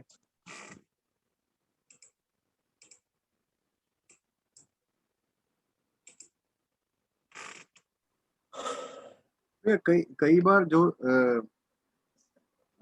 जिसको इंग्लिश में कोल्ड बोला जाता है, क्या मतलब बोलती है? कोल्ड, COLD, हाँ कोल्ड हाँ होना, हाँ मतलब हाँ कि हाँ हाँ। कोई ऐसा मानव शरीर लेके चला हुआ जीवन जिसमें संवेदनशीलता है ही नहीं, बिल्कुल ठीक है। तो उसको हम लोग कैसे देखेंगे इधर? नहीं नहीं, तो मतलब संवेदनशीलता है ही नहीं, ये बोलचाल की भाषा में आ जाता है। मतलब एक्चुअल में सच्चाई ये बनती है कि कम संवेदनशीलता है ना, कम से भी कम है। मतलब वो जीरो नहीं होगी, कुछ तो होगी, मतलब ऐसा जो है वो कह रहे हैं। मानव हो और संवेदना ना हो, ये कहना थोड़ा सा मुश्किल होगा, मेरे को लगता है। भैया कई बार ट्रेन भी करा जाता है कल्चर सोसाइटीज में जहाँ आपको संवेदन नहीं होना होता है, हम्म जहाँ पर आप बहुत जगह पर आप देखते हैं एज अ कल्चर वो प्रमोट होता है कि आप दूसरों के बारे में मत सोचिए, अपने बारे में सोचिए। हम्म तो वो वहां पर बचपन से शायद होगा, बचपन में अगर आप बच्चों को देखो सब महसूस करते हैं, वो बिल्कुल बड़े होते होते ही प्रॉब्लम आती है। बिल्कुल बिल्कुल बिल्कुल। वो जो बच्चा जो है ना, वो अनुसरण कर रहा है, तो अगर वो कल्चर में ही आ चुका है, तो majority of the people in that society अगर वो उस तरह से जी रहे हैं, तो बच्चे भी बड़े होते होते अनुसरण करते हुए वैसे ही बन जाते हैं, या मेजोरिटी ऑफ बच्चे वैसे बन जाते हैं, ऐसा कह सकते हैं।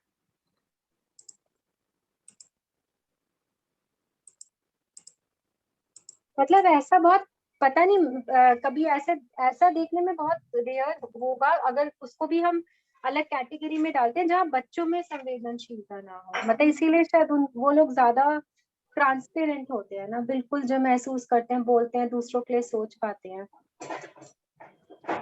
हाँ हाँ, मतलब अब देखिए कोई मतलब लाखों में कोई एक दो केसेस होते हो, इतनी तो मतलब मेरा भी अधिकार नहीं है कहने का, लेकिन जब हम व्यवस्था की बात करते हैं तो मेरे को ऐसा लगता है कि व्यवस्था में अगर करोड़ों लोग रह रहे हैं, लाखों लोग रह रहे हैं, तो सभी पूरे के पूरे समझदार हो जाएंगे ऐसा ना भी हो, लेकिन मेजॉरिटी हो जाए तो भी एक अच्छे से व्यवस्था जो है वो बन जाएगी। मतलब वो जो है एटलीस्ट वो हमें उससे भी काफी अच्छा लगेगा, ऐसा हम कह सकते हैं। अब वो सारे होंगे नहीं होंगे इतना भी मेरे को भी क्लियर नहीं है, मतलब मैं ऐसा नहीं कहने की स्थिति में हूँ कि हर बच्चा शुद्धतम रहता है या बच्चे में भी जो है वो एक वेरिएशन रह सकती है, बच्चा भी कोई क्रूर वाली स्थिति में या संवेदनहीन वाली स्थिति में एक्सट्रीमिटी में कहीं पर हो, शायद, पता नहीं दीदी।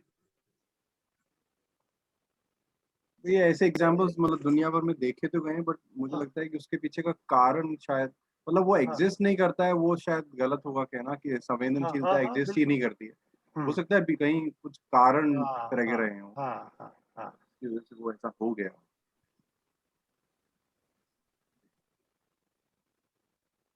ठीक है, तो अभी जो है ना मेरे को मतलब जो मेन मुद्दा लगता है, देखिए जिन सामाजिक स्थितियों में और जिन पारिवारिक स्थितियों में हम हैं, हम हजारों लोगों को तो पर्सनली जानते हैं बचपन से लेके अब तक, तो ऐसा ऐसा मैं बड़ी क्लियरली देख पाता हूँ कि उनमें से जिनको हम श्रेष्ठ व्यक्तियों के रूप में, अच्छे व्यक्तियों के रूप में, संस्कारी व्यक्तियों के रूप में, मानवीयतापूर्ण आचरण के साथ में जीते हुए व्यक्तियों के रूप में हम देखें, समझदार के रूप में देखें, तो उनकी गिनती काफी कम मिलती है।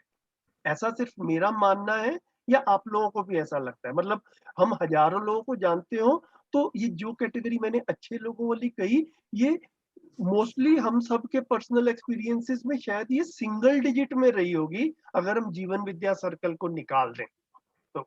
ऐसा कह सकते हैं कि नहीं कह सकते? मतलब 10-20 होंगे या नहीं होंगे ये भी कहना मुश्किल है। बिल्कुल भैया, जी बिल्कुल। हार्डली। ठीक है, तो अगर 1000 में से 10-20 लोग हमको ठीक मिलते हैं, तो हम अभी बात क्या कर रहे हैं कि 1 या 2%, 1000 में 20 मतलब 2%, तो हम सबको अपनी जिंदगी में जीते हुए मुश्किल से 1 या 2% लोग ठीक मिलते हैं। पता नहीं इतने भी मिलते हैं कि नहीं मिलते, ये भी एक प्रश्न है। अभी हम ना इमीडिएटली इस डिस्कशन में अगर फंस गए कि भैया क्या ये हम 100% पे पहुंच जाएंगे या नहीं पहुंच जाएंगे, तो वो एक बहुत बाद की बात है। लेकिन बाबा जी ने जो प्रपोजल दिया है कि जो ये अच्छे लोगों की संख्या है, इसको मल्टीप्लाई करने का हमको तरीका मिल जाए, तो ये जो आज की जनरेशन में हम लोग खड़े हैं और हम कहते हैं कि अच्छे लोग शायद 1% 2% है, अगर ये आने वाली पीढ़ियां ये कह पाए कि अच्छे लोगों की संख्या 5% हो गई, और उससे आने वाली पीढ़ी कह पाए कि अच्छे लोगों की संख्या 20% हो गई, तो we are making good progress. मतलब मेरे को लगता है कि अभी मैं लक्ष्य के रूप में इस दिशा को ही देखता हूँ। वो इवेंचुअली 100% तक पहुंचेगा या 99% तक पहुंचेगा या 95% तक पहुंचेगा, इतनी स्पष्टता मेरी नहीं है, लेकिन वहां तक भी कहीं पहुंच गया तो आखिर अभी 1-2% अच्छे हैं, एक ऐसा समाज आ जाए जहाँ पे 99% अच्छे हों और 1-2% जो है वो संवेदनहीन या अपराध वाली प्रवृत्ति वाले हो, तो वो काफी अच्छी वाली स्थिति में हम पहुंच जाए। अभी हमारा ध्यान सिर्फ वहां तक रहे, फिर बाकी का काम जो है जो उस पीढ़ी के लोग होंगे वो भी मेहनत करके आगे देख लेंगे कि कहाँ तक जाया जा सकता है।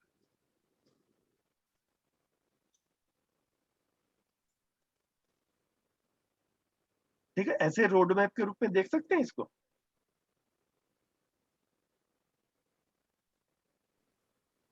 जी जी भैया। बढ़िया, विशाल भाई इसको भी पढ़ दीजिए। हाँ जी। सो ज्ञानानुभूति की योग्यता मानव की जागृति पर, मानव की जागृति संस्कारों पर, संस्कारों का विकास वातावरण अध्ययन व प्रयास पर, वातावरण अध्ययन व प्रयास मानवीयता अतिमानव मानवीयता पर मानवीयता अति मानवीयता ज्ञानुभूति की योग्यताओं पर निर्भर करता है। सो इसको पढ़ के यही लग रहा है कि जो ज्ञान अनुभूति होती है वो हर कोई का अलग अलग होगा, डिपेंडिंग ऑन अलग अलग क्राइटेरियाज। हर व्यक्ति की स्थिति अलग अलग होगी। हाँ, स्थिति अलग अलग हो। हाँ, ओके। तो ज्ञान अनुभूति ये ना एक सर्कुलर अनुभूति है, तो जहां से ये अनुभूति शुरू होती है, इस तरह का बाबा जी का एक फॉर्मेट है। तो कई अनुभूतियां ऐसी आई है कि जहां से शुरू होता है वहीं पर ही जाकर, जैसे ये ज्ञान अनुभूति की योग्यता किसी चीज पर डिपेंडेंट है, और आखिर में जाकर के ये वाली चीज जो है ये ज्ञान अनुभूति की योग्यता पर डिपेंडेंट है। तो जहां से शुरू हुए थे वहीं पर पहुंच गए। तो ये क्या कह रहे हैं कि ज्ञान अनुभूति की योग्यता, like my capacity for being knowledgeable, for to get awakened, समझदार होने के लिए जो मेरी कैपेसिटी है, मेरी योग्यता है ना, वो मेरी जागृति पर डिपेंडेंट है। मेरी स्थिति जो है जागृति के लेवल पे, संस्कार के लेवल पे कैसी है, इसके ऊपर डिपेंडेंट है। और जागृति जो है वो संस्कारों पर डिपेंडेंट है। संस्कार को विकास, संस्कार किस पे डिपेंडेंट है, संस्कारों का डेवलपमेंट किसके ऊपर डिपेंडेंट है, ये डिपेंडेंट है वातावरण पर, अध्ययन पर और प्रयास पर। तो वातावरण मतलब मेरे आसपास का माहौल कैसा है, उसके ऊपर डिपेंडेंट करता है। मेरी समझने के लिए कितना मैं अध्ययन कर रहा हूँ और कितने एफर्ट्स कर रहा हूँ, इस पे भी डिपेंडेंट है। तो वातावरण पे भी डिपेंडेंट है और मुझ पे भी डिपेंडेंट है। अब वातावरण, अध्ययन और प्रयास किस पे डिपेंडेंट है, ये मानवीयता और अतिमानवीयता पर डिपेंडेंट है। जितनी मानवीयता और अतिमानवीयता वातावरण में ज्यादा होगी, उतना वातावरण का इफेक्ट मेरे के ऊपर ज्यादा होगा, और मेरा भी संस्कार पक्ष उतना परिमार्जित होगा, उतना डेवलप होगा। और फिर एंड पे कह दिया कि मानवीयता और अतिमानवीयता किसके ऊपर डिपेंडेंट है, ये ज्ञानानुभूति की योग्यता पर डिपेंडेंट है। जितनी मेरी स्थिति इंप्रूव होती है, जितनी स्थिति बेटर होती है, उतनी मेरी कैपेसिटी इंप्रूव होती है, और फर्दर इंप्रूवमेंट के लिए और स्पेस क्रिएट होता है। जितना मैं आगे बढ़ता हूं, उससे भी आगे बढ़ने की पॉसिबिलिटी बनती जाती है। ये जो है यहाँ पर कह रहे हैं। और इसके लिए वातावरण, अध्ययन और एफर्ट इसकी बात। तो अभी जो देव सर ने बोला था, एक एग्जाम्पल कोट किया था कि कोई बड़ा कोल्ड इंसान होता है और उसमें मतलब उस तरह से नई फीलिंग्स होती जिस तरह दूसरों को होती है। तो हमने बोला कि वो सिचुएशन पे, तो वही वातावरण की वही उधर ही फिट, मतलब हर इंसान का वातावरण और खुद का प्रयास क्या है उस हिसाब से डिपेंड करता है कि वो आगे कैसे। बिल्कुल बिल्कुल। और अपनी उस समय की स्थिति पे भी डिपेंड करता है। मतलब जिसे कहते हैं कि मतलब जैसे एक यहाँ पर प्रस्ताव ये भी है कि जीवन जो है उसमें संस्कार वाला पार्ट जो है वो अगली शरीर यात्रा में भी कैरी ऑन होता है, कैरी ओवर रहता है। तो जैसी पहले की स्थितियां रही होंगी, उसके साथ साथ हो सकता है कि हमें बच्चों में भी कुछ कम ज्यादा दिखे। वो कई बार दिखता भी है। एक क्लास में भी चले जाए, मेरे को लग रहा है तो सारे ही हमको बड़े अच्छे अच्छे बच्चे मिले, उनमें कुछ जो है वो थोड़ा सा शैतान भी मिलेंगे, कोई एक दूसरे को धक्का देने वाले भी मिलेंगे, कोई कोऑपरेटिव भी मिलेंगे। थोड़ा बहुत शेड्स जो है वो इधर उधर वाला हमको दिख जाता है। तो वो मतलब उसके जो है फैक्टर्स है वो इस तरह से है। हमारे परिवारों में भी जैसे भाइयों को देखते हैं तो सब थोड़े अलग अलग ही होते हैं। मतलब मैं देखता हूँ मेरा भाई उस टाइम, अब लॉकडाउन की बातें चल रही थी तो यही बोल रहा था क्या हो गया अगर जा भी रहे हैं तो, और मुझे बड़ा बुरा लग रहा था। तो ये शायद हाँ बढ़िया, ठीक है। तो आगे नेक्स्ट करते हैं। हाँ जी। स्वस्वरूप ही आत्मा मध्यरथ क्रिया है, मध्यस्थ क्रिया है। मन, वृत्ति, चित्त और बुद्धि से आत्मा सहज अनुभव श्रेष्ठ किया है।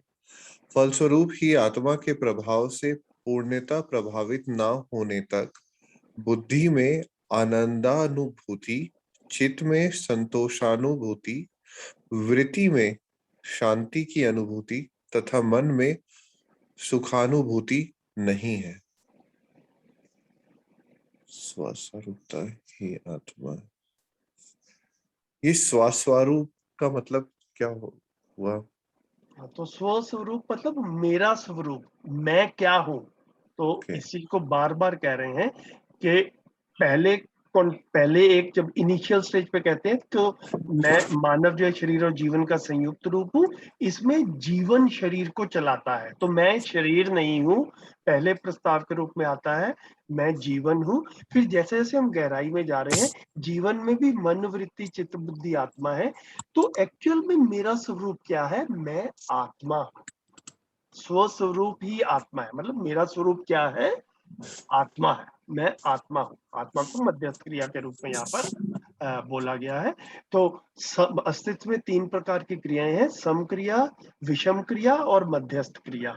तो सम और विषम क्रिया बाकी सब जगह पर रहती है, ठीक है, लेकिन आत्मा जो है, आत्मा में सम और विषम नहीं रहता, आत्मा में मध्यस्थ ही रहता है, ठीक है। जैसे कि अस्तित्व में भी हमको रचना और विरचना, कंपोजिशन एंड डीकंपोजिशन, बनना और बिगड़ना, जन्म और मृत्यु, ये सब हमको अस्तित्व में दिखता है। तो आइसोलेटेड इंसिडेंट्स के रूप में हम उनको सम या विषम के रूप में कह सकते हैं, लेकिन उस सब सम और विषम के बैकग्राउंड में एक मध्यस्थ क्रिया चल रही है, मतलब एक परंपरा चल रही है। मृत्यु हो भी रही है, साथ साथ जन्म भी हो रहे हैं, और फिर हर अवस्था की या हर जिसको कहें स्पीशीज की एक परंपरा बनी हुई है, पेड़ पौधों में भी, पशु पक्षियों में भी और मानव में भी। तो इस तरह से सम और विषम जो है वो बाकी सब जगह पर दिखेगा। आत्मा जो है वो आत्मा केवल मध्यस्थ है, आत्मा में सम और विषम में ये ऐसा जो है स्व और मैं आत्मा, ठीक है।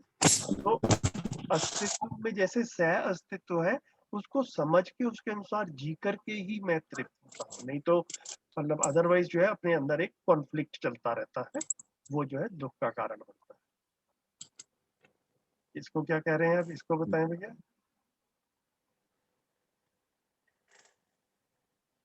मन, वृत्ति, चित्त और बुद्धि से आत्मा सहज अनुभव श्रेष्ठ क्रिया है। मन, वृत्ति, चित्त और बुद्धि से आत्मा सहज अनुभव।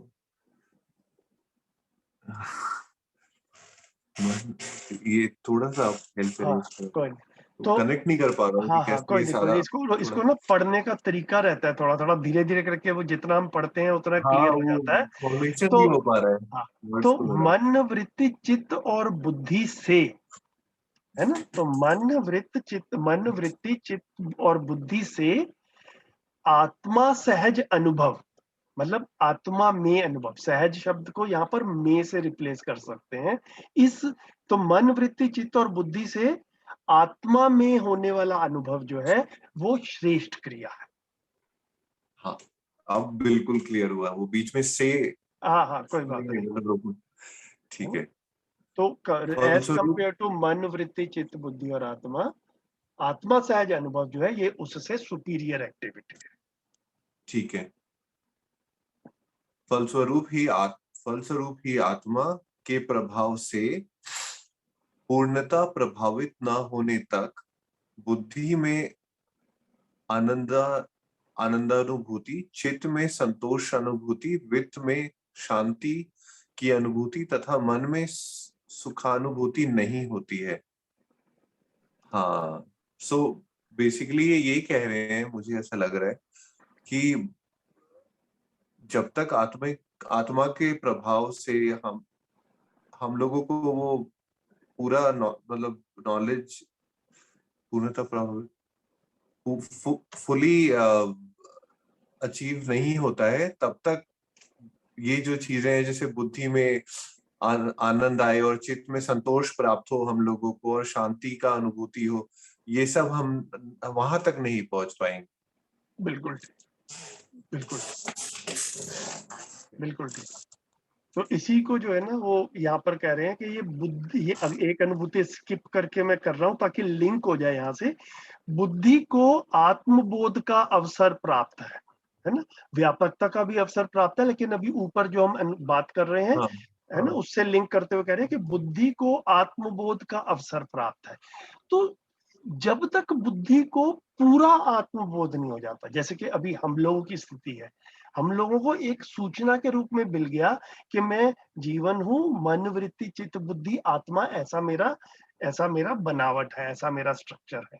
ठीक है, तो सूचना के रूप में आ गया। हमने आत्मा को अपने अंदर जो है, मन, वृत्ति, चित्त, बुद्धि जो है, हम आत्मा के लिए रिसोर्सेज हैं, आत्मा के लिए समर्पित हैं, ऐसा हमको एक भाषा भी बनती है, कुछ कुछ एक फीलिंग सा भी आता है। ठीक है, लेकिन पूरी क्लैरिटी बन गई हो ऐसी बात नहीं है ना। अभी हमको क्लैरिटी बनानी है। ये सारा हमारा अध्ययन वाला काम जो है, अपने में सोचने वाला काम जो है, ये सारा उसी दिशा में है कि हम इसको पूरे से समझ पाए। तो ये जब पूर्ण आत्मबोध हो जाएगा, है ना, अभी पूरा आत्मबोध नहीं हुआ, अभी सिर्फ मैं आत्मा हूं ऐसा सूचना के रूप में है, लेकिन पूरी क्लैरिटी नहीं बनी। अभी हमारे बहुत सारे प्रश्न हैं, हम सबके ही हैं।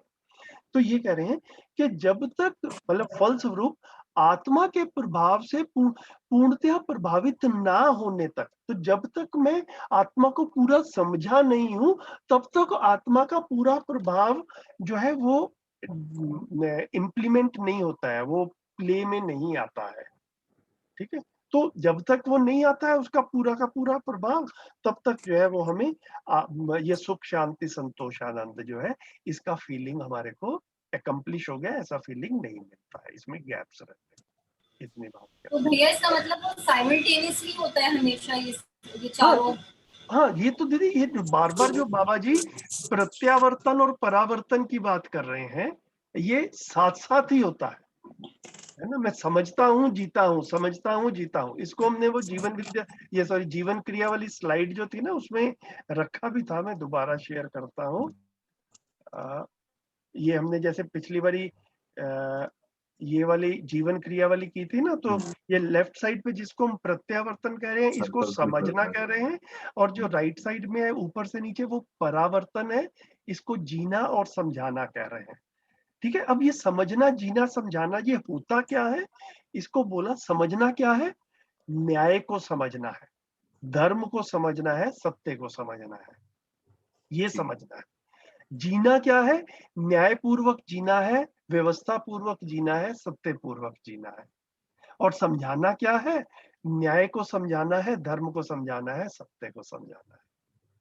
ठीक है, तो जैसे जैसे समझते हैं, वैसे वैसे जितना समझता हूं उतना समझा पाता हूं, और उतना ही जी पाते हैं। हाँ, उतना ही जी पाता हूँ। फिर जब समझाने जाता हूँ, जीने जाता हूँ, तो कुछ कमी पाता हूँ, फिर और समझने के लिए कोशिश करता हूँ, फिर थोड़ा सा और समझ जाता हूँ, फिर थोड़ा सा और जी पाता हूँ। तो ये आवर्तनशीलता ही है दीदी, प्रत्यावर्तन आवर्तन जो है ये साथ साथ चलता है। मतलब सुख की अनुभूति है तो शांति, संतोष, आनंद होगा ही, मतलब वो भी साथ में ही होगा। हाँ, मतलब वो साथ साथ चलेगा, बीच बीच में उसमें निरंतरता नहीं रहती है। देखो, हम में से कोई भी ऐसा नहीं कहता कि मैं निरंतर दुखी हूँ। अभी हमारी स्थिति क्या है? कभी खुशी, कभी गम, है ना, कभी सुखी होते हैं, कभी दुख महसूस करते हैं। तो वो जो दुख वाले क्षण है, हमारे दुख वाले जो फेजेस हैं, वो कम हो जाएं, धीरे धीरे करके खत्म हो जाएं, और हम एक निरंतर सुख वाली स्थिति में आ जाएं, उसमें पहुंचना चाहते हैं, है ना। तो जितने सुख के साथ जी रहे हैं, उससे ज्यादा सुख के साथ में जी पाए, ऐसा हमारा कोशिश है। तो ये न्याय धर्म सत्य को समझकर ही होगा, नहीं तो गलत फहमी में क्या रहता है, भ्रमित अवस्था में मैं सुविधा से सुखी हो जाऊंगा, रूप पद धन बल से सुखी हो जाऊंगा, ऐसा एक चित्रण में रहता है, और फिर सारी कोशिश वहां पर रहती है। तो उसमें जितनी मर्जी कोशिश कर ली जाए, वो आदमी जो है वो कहीं पर पहुंचता नहीं है, वहां पर गैप जो है वो बना रहता है। तो न्याय धर्म सत्य से मैं सुख, शांति, संतोष, आनंद पा पाऊंगा, ऐसी हमको प्रस्ताव रूप में मिला है। जितना हम सोचते हैं हमें ठीक भी लगता है, इसीलिए इसको जो मेहनत भी कर रहे हैं समझने के लिए। ठीक है।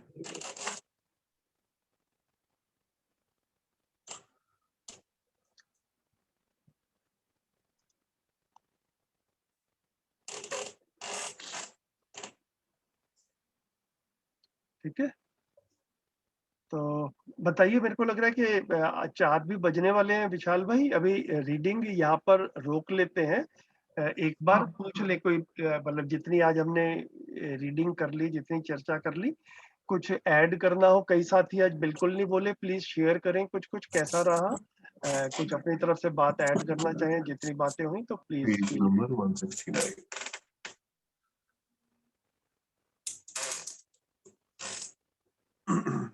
प्रतिभा जी कैसा रहा? हाँ नमस्ते भैया, बहुत नमस्ते। अच्छा रहा। हाँ बहुत क्लैरिटी मिली। आपको भी कुछ ऐड करना है जितनी बातें हुई तो प्लीज।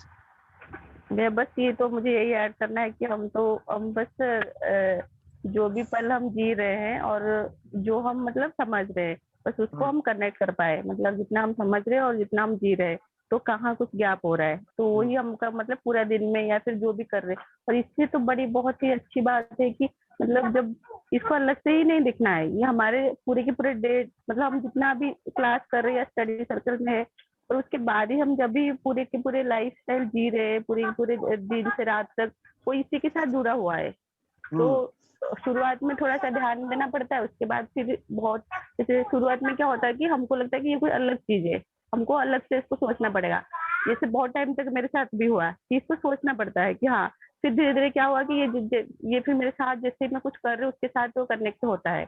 यहाँ मैं कुछ खाना बना रही हूँ, मैं कुछ ऑफिस जा रही हूँ या फिर बच्चे को देख रही हूँ, किससे बात कर रही हूँ, तो ये चीज पूरे के पूरे इसी के साथ जुड़ गया। तो ये मेरे लिए अच्छा एक्सपीरियंस रहा ये, मतलब और कि ये मतलब साथ से अधिक होगा, ये चीज हमारे साथ ही होगा, मतलब जीने के पूरे तरीके ही चेंज हो जाएगा जैसे जैसे हम समझेंगे। तो ये सबसे मेरी जो पॉइंट होती है, वो सबसे जो मुझे मोटिवेट करती है, तो ये सबसे ज्यादा मुझे मोटिवेट करती है चीज को कि हम इसको किसी के साथ भी जीते हुए भी इसको हम समझ सकते हैं और उसको हम अप्लाई कर सकते हैं। अगर कहीं फिर गैप हो रहा है, फिर इसको देखेंगे कि हमारे कहाँ गलती है, कहाँ गैप है या समझने में कमी है, फिर सुनेंगे, फिर डिस्कस करेंगे, फिर किसी जैसे आप हो या फिर किसी से डिस्कस करेंगे, हम कहीं ना कहीं अटक रहे तो उसको पूछ के क्लियर करेंगे। तो ये इसमें ये तो हमारे सारे के सारे अभी जो हम डिस्कस कर रहे हैं वो जीवन क्रिया के ऊपर है, तो ताकि हम उसको अच्छे से उसको समझ सके और जीने में थोड़ा अप्लाई कर सके। तो ये मुझे इसमें मतलब ज्यादा अच्छा लगता है ये चीजें। बढ़िया बढ़िया। गुरलीन जी कैसा रहा? भैया सही है, मैं तो लग रहा था, मैं तो बोल रही थी बीच बीच में। हाँ जी, मैं तो बीच बीच में बोल रही थी भैया, मुझे हाँ तो हाँ भी लग ठीक रहा है, था मैं बोल ठीक रही है, थी। ठीक है। चलिए गुड। तो एक काम करते हैं, अभी आज का रैप अप करते हैं और याद रखेंगे अभी हमको यहाँ से जो है अगली बार शुरू करना है। पेज नंबर 164 में 147 में नीचे से चौथी अनुभूति से शुरू करेंगे। बढ़िया है, सबको नमस्कार, अगले सैटरडे को फिर से मिलते हैं। नमस्ते भैया, सभी को नमस्ते। नमस्ते भैया। सॉरी आज पार्टिसिपेट नहीं नहीं कर नहीं पाया, कोई नहीं नमस्ते भैया, सबको। नमस्ते नमस्ते। नमस्ते। हाँ जी।